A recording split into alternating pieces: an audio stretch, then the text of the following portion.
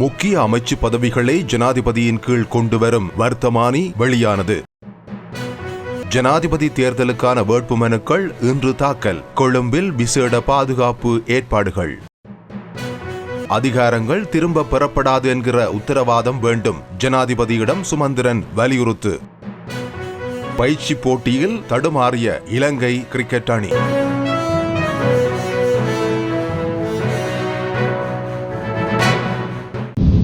ஜனாதிபதி ரணில் விக்ரமசிங்கவின் கீழ் 3 அமைச்சு பதவிகளை கொண்டுவரும் வகையில் அதிவிசேட வர்த்தமானி அறிவித்தல் இன்று வெளியிடப்பட்டுள்ளது. ஜனாதிபதி ரணில் விக்ரமசிங்கவின் அறிவுறுத்தல்களுக்கு அமைய இந்த அதிவிசேட வர்த்தமானி அறிவித்தல் வெளியிடப்பட்டுள்ளது. இதன்படி சுற்றுலா மற்றும் காணி, விளையாட்டு மற்றும் இளைஞர் விவகாரம், தொழிலாளர் மற்றும் வெளிநாட்டு வேலைவாய்ப்பு ஆகிய அமைச்சு பதவிகள் ஜனாதிபதியின் கீழ் கொண்டுவரப்பட்டுள்ளன. முன்னாள் அமைச்சர்களான மனுஷ நாணயக்கார மற்றும் ஹரின் பெர்னாண்டோ ஆகியோர் இதற்கு முன்னர் இந்த அமைச்சு பதவிகளை வகித்து வந்தனர். இருவரும் ஐக்கிய மக்கள் சக்தி கட்சியிலிருந்து நீக்கப்பட்டமை சட்டபூர்வமானது என உயர்நீதிமன்றம் அண்மையில் தீர்ப்பினை வழங்கிய நிலையில் நாடாளுமன்ற உறுப்பினர்களாக கடமையாற்றும் தகுதியினை அவர்கள் இழந்திருந்தனர். இதன் காரணமாக வெற்றிடமாகிய அமைச்சு பதவிகள் தற்பொழுது ஜனாதிபதி ரணில் விக்ரமசிங்கவின் கீழ் கொண்டுவரப்பட்டுள்ளன.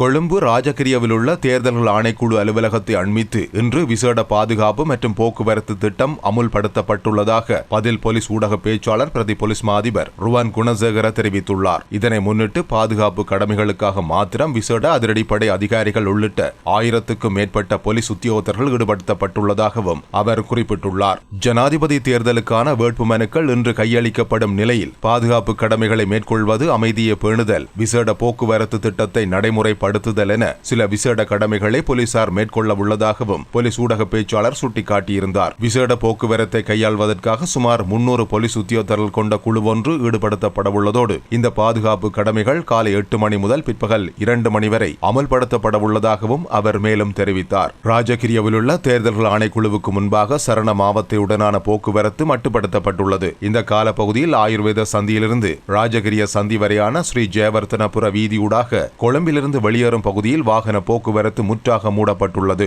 இதனால் ஸ்ரீ ஜெயவர்த்தனபுர வீதியின் பொல்துவ சந்தி முதல் DS சேனநாயக்க சந்தி வரையான வீதியை அத்தியாவசிய தேவைகளுக்காக மாத்திரம் போக்குவரத்துக்காக பயன்படுத்துமாறு போலீசார் கோரிக்கை விடுத்துள்ளனர். ராஜகிரிய சந்தியிலிருந்து கோட்டாவ வீதி, ஆயுர்வேத வீதி, பழைய வீதி, பொருள சந்தி வரையான வீதியிலும் அத்தியாவசிய தேவை நிமித்தம் பயணிக்குமாறும் கோரிக்கை விடுக்கப்பட்டுள்ளது. ஜனாதிபதி தேர்தலில் போட்டியிடுவதற்காக 40 வேட்பாளர்கள் கட்டுப்பணம் செலுத்தியுள்ளதாக தேர்தல்கள் ஆணைக்குழு தெரிவித்துள்ளது. குறித்த வேட்பாளர்கள் வேட்புமனு தாக்கல் செய்வதற்கு தகுதி பெற்றுள்ளதாகவும் தேர்தல்கள் ஆணையாளர் நாயகம் சுட்டிக்காட்டியுள்ளார்.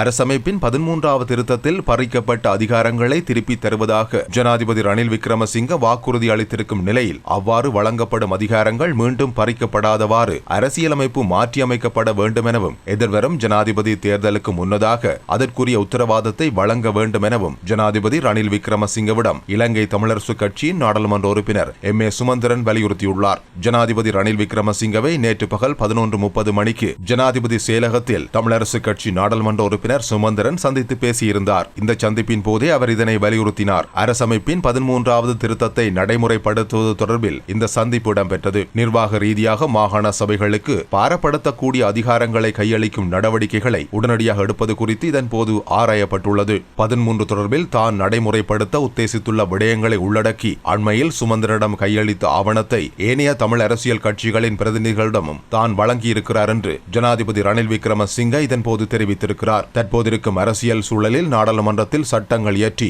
மாகாணங்களுக்கு கையளிக்கக்கூடிய அதிகாரங்களை வழங்க முடியாது என்பதால் நிர்வாக ரீதியில் விவசாயம், கல்வி, சுகாதாரம் ஆகிய துறைகளில் வழங்கப்படக்கூடிய அதிகாரங்களை வழங்குவதற்கு நடவடிக்கை எடுக்கப்படும் என்று சந்திப்பில் ஜனாதிபதி தெரிவித்துள்ளார்.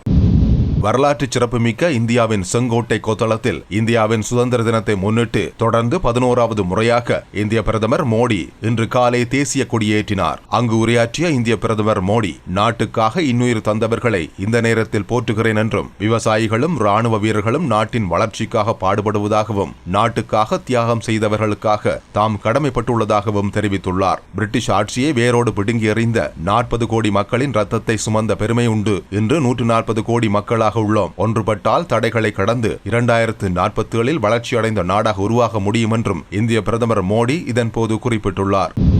3 போட்டிகள் கொண்ட டெஸ்ட் தொடருக்காக இங்கிலாந்து சென்றுள்ள இலங்கை அணி பங்கேற்கின்ற பயிற்சி போட்டி நேற்று ஆரம்பமாகியது. இங்கிலாந்து லயன்ஸ் அணிக்கு எதிரான இந்த போட்டி இங்கிலாந்தின் வாசெஸ்டரில் இலங்கை நேரப்படி பிற்பகல் 3:30க்கு ஆரம்பமாகியது. போட்டியின் நாணய சுழற்சியில் வெற்றி பெற்ற இங்கிலாந்து லயன்ஸ் அணி முதலில் களத்தடுப்பை மேற்கொள்ள தீர்மானித்தது. அதன்படி முதலாவது இன்னிங்ஸ்காக துடுப்படுத்த ஆட ஆரம்பித்த இலங்கை அணி 43 ஓவர்கள் 5 பந்துகளில் சகல விக்கெட்டுகளை இழந்து 139 ஓட்டங்களை மாத்திரம் பெற்றுக் கொண்டது. இலங்கை அணி சார்பில் திமுத் கருணாரத்ன 26 ஓட்டங்களையும் பிரபாத் ஜெயசூரிய 20 ஓட்டங்களையும் பெற்றனர். ஏனைய வீரர்கள் 20 விட குறைவான ஓட்டங்களையே பெற்றுக் கொண்டனர். இங்கிலாந்து லயன்ஸ் அணி சார்பில் பந்து வீச்சில் சமன் அக்தர் 5 விக்கெட்டுகளையும் ஜோஸ் ஹல் 3 விக்கெட்டுகளையும் கைப்பற்றினர். பின்னர் முதலாவது இன்னிங்ஸுக்காக தனது துடுப்பாட்டத்தை ஆரம்பித்த இங்கிலாந்து லயன்ஸ் அணி முதலாவது நாள் ஆட்ட நேர முடிவின் போது 4 விக்கெட்டுகளை இழந்து 145 ஓட்டங்களை பெற்றிருந்தது. இலங்கை அணியின் பந்து வீச்சில் பிரபாத் ஜெயசூரிய 3 விக்கெட்டுகளை கைப்பற்றியிருந்தார்.